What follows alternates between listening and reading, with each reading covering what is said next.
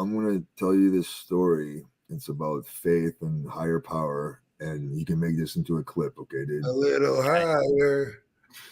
So you guys know Maryse from WWE. She married. So when she first got to OVW in Kentucky, I was still living in Kentucky, and I had just gone through a breakup with a girl that I dated for about 4 years, right? So we're both French Canadian, so automatically we gravitated to each other, right? She's away from home. She speaks very little English. I speak French. Her mom's French. You both French kissed. Well, yeah, we did actually, but anyway, so anyway, at the time she was dating a firefighter. That was her boyfriend, right? But we hung out all the time, boom, boom, boom. And eventually, after hanging out so much, we actually became, really close, Yeah.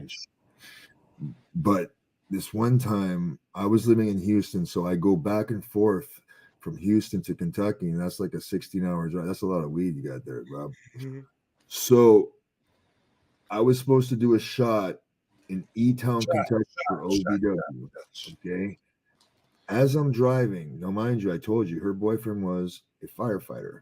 Mm-hmm. He fights fires. Now, I'm driving to the show. There's a freak snowstorm, and I actually hit a patch of ice, and I almost crashed my truck. And I just I go into the ditch about 100 miles an hour, and I'm fucking riding the ditch, and anyway, I totaled, like, my wheels fell off the fucking truck, and boom, and I missed the show. However, here's where the weird part comes. You're driving too fast, sir.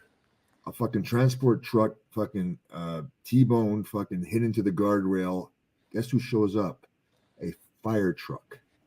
Now, me being me, I ran over to say, hey, man, you guys need help. And a firefighter looks at me and says, stay away. Stay back.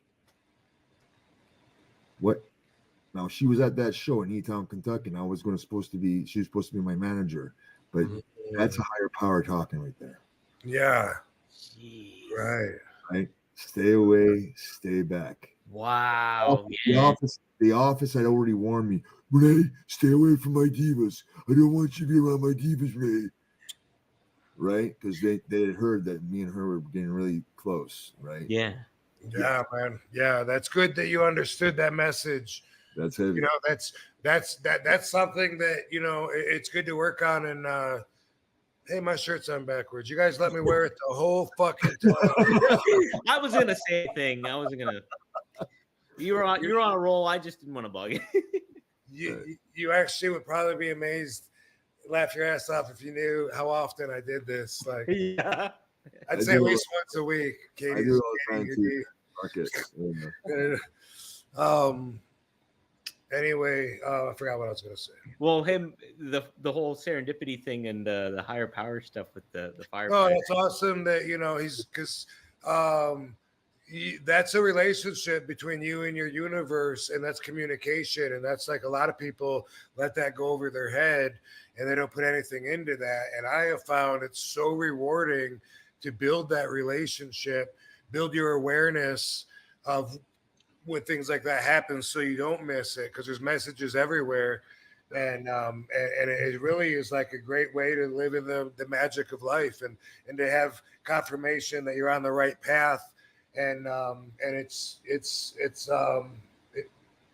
a great way to live.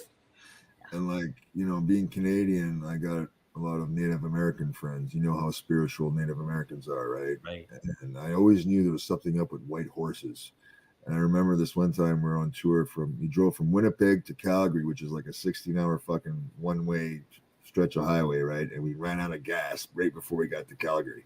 Yeah. And in the field was a white horse. And I asked my Native American friend, what does that mean? He goes, that's where you're supposed to be. When you see a white horse, that means spiritually, that's exactly where you needed to be at that point in time. Yeah, that's pretty heavy, right? That's awesome. Yeah.